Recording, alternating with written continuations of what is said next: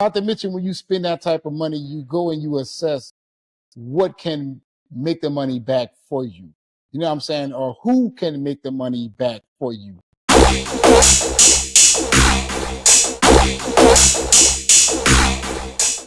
But Charge a Six Pack, how do you feel about all of these fans losing their minds over a social media post of a black and white photo of Henry Cavill Superman from Zack Snyder?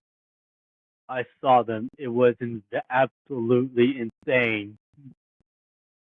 Yeah, it's just crazy. You should have seen the comments in my video that I made yesterday regarding it, man. It was like, hey, you Snyderverse fans, something is wrong with y'all. Hey, I thought it was all about DC.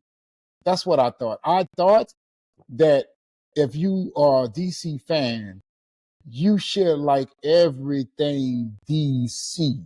You get what I'm saying? So why is it that you're trying to alienate a portion of it? I don't get that myself. I'm trying to figure it out. Some of the parts were not acceptable. What you saying now? I couldn't hear you. Some of the parts were not acceptable. Like that color, looks like Homelander. Are you talking about in Zack Snyder's post, or are you talking about Superman for James Gunn? The James Gunn's version. I don't like the collar though. Well, a lot of people don't like the collar. The collar, the colors, the fit, the man, the director, the movie, the plot, and also the summary. A lot of people don't like it at all. But I was talking about how do you feel about what you say? Have flopped at the box office. Yikes. Yeah. I've been covering that for the last about 3 months or so. I've been keeping you guys posted. But hey, what's going on? Hey, you ain't saying nothing in a long time. Yeah. I just didn't want to interrupt people. I think the issue is in Hollywood. A lot of these studios don't know how to deal with franchises. So I don't want to divert the conversation too much. But if you look at Alien, for example, is a great example of how to mismanage a great franchise. So for me, I think the fans showing that they want Snyder back, I think they should bring him back, but I wouldn't just have Snyder. I would have maybe 3 or 4 good directors who it wasn't together. It wasn't just Snyder though. It was David Ayer, Patty Jenkins, James Wan, like that.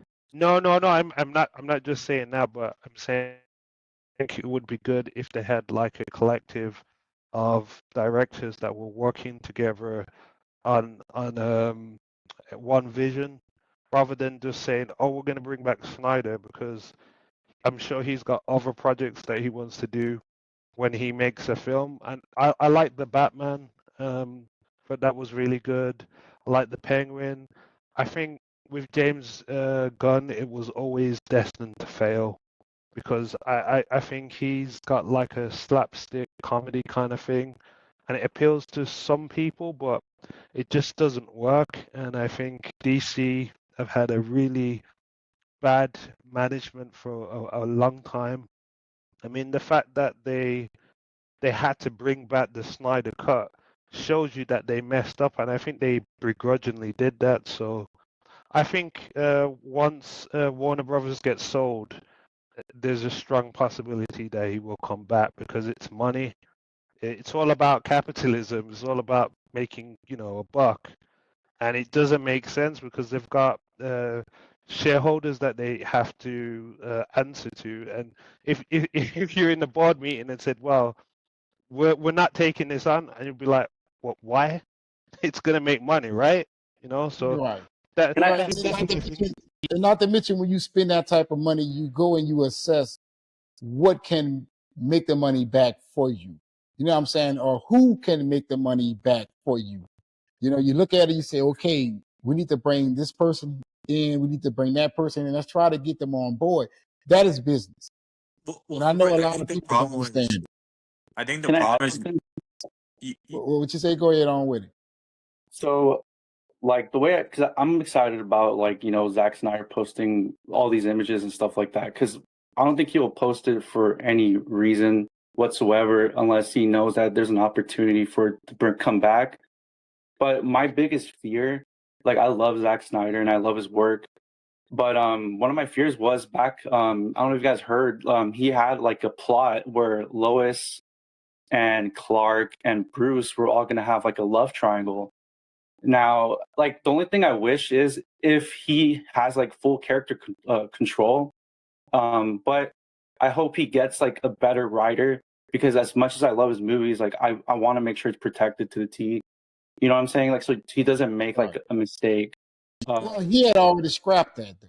See, he was Yeah. just talking about, you know, Okay. ideas that he had, and people took it and went with it. You know, like when he said Batman being raped in prison. You know, they just took it and ran. But just also to mention when it comes to that is specifically is that you have to. So I don't know if you. I'm sure everyone saw the storyboards, right? Like that the people, when the Snyder Cut came out, those are actually Zach actually mentioned. I don't know, maybe like a couple of years ago that he re-updated it. Just changed some of the stuff. Yeah, he And also fixed too, it. he didn't write any of his DC films, even like Watchmen, right? From Watchmen, it was Right. always Chris He didn't Terrio write it. or David Goyer. I understand. Maybe you're saying like maybe he shouldn't have much of a say when it comes to like the writing aspect, but to say that he wrote his films is not really true. I just want to Yeah, put that I just out. wanted to add that part because like I know it didn't actually happen, but dude, like I wouldn't want like a mistake to happen in the movie. I'm not saying I love like all like his movies for the DC, but I'm not saying they're perfect because I know some people are like, well, how can you love Man of Steel if it's not really that accurate? But I'm like, that's not the point. Like it's more, it's got more of a feeling of Superman than the new 2025 movie. Right. And I dove deep with like everybody I talked about how Superman should be as a character. And it's funny because before when Superman 2025 was announced, I was telling my friend, I was like, man, I'm sad that Henry Cavill is not Superman anymore. But I was welcoming the new character by David Cornsweet and James Gunn because I was like, I love James Gunn. But and I also love the fact that it was like Silver Age returning. But Okay. when I saw like the movie and the trailer, it felt like Superman was just childish and very immature. And I feel sad for David Cornsweet because I loved, I could tell that he was like, he loved playing it. And Well, it's a and he also understands Superman. Have you seen that video with him and James Gunn talking about what Superman is? And I'm like, okay, David is right. James, you're wrong. David is right. So are you talking about the video where they're screaming at each other? Yeah. Yeah. And I want to add to the thing that made this movie tank for me was the writing, dude. The writing was just awful. It sounded like it was made by like a 15-year-old, and that's the thing. Like if he got somebody to write it better, he updated the characters. Because Hawkgirl, one of my biggest pet peeves in the movie was Hawkgirl. On top of that, Supergirl and the disrespect for Superman. Yeah. That people have no respect for Superman in the movie says a lot about it.